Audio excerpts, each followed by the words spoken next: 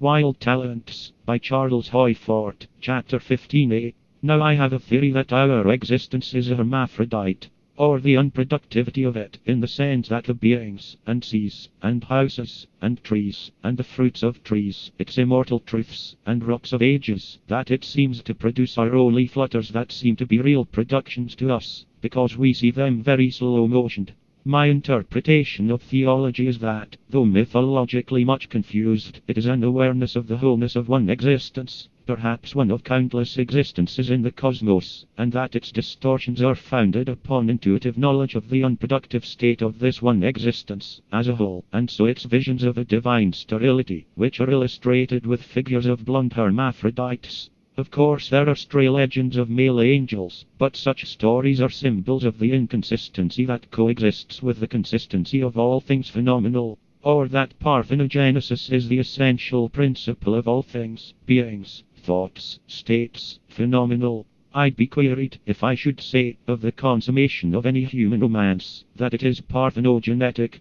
But humanity, regarded as a whole, is sustained by self-fertilization. Except for occasional, vague stories of external enrichments, there are no records of invigoration imparted to the humankind from gorillas, hyenas, or swine.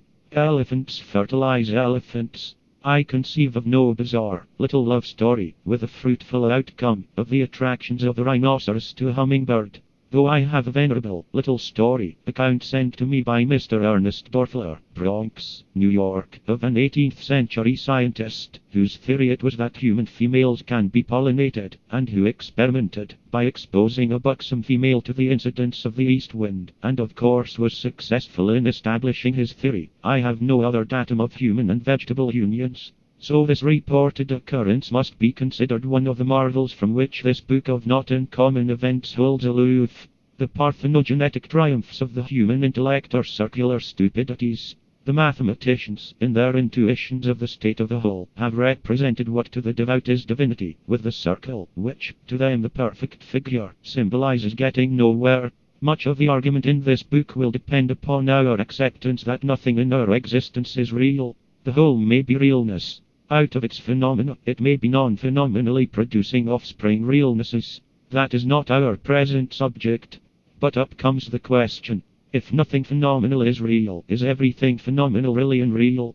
But, if I accept that nothing is real in phenomenal existence, I cannot accept that anything therein is really unreal. So my acceptance, in accordance with our general philosophy of the hyphen, is that all things perceptible to us are real and unreal, varying from the direction of one extreme to the other, according to whatever may be the degree of their appearance of individuality. If anybody has the notion that he is a real being, and by realness I mean individuality, or call it entity, or unrelatedness, let him try to tell why he thinks he exists, in the real sense. Recall the most celebrated of the parthenogenetic attempts to make this demonstration. I think, therefore I am. We have to accept that in order to think, the thinker must be of existence prior to the thought.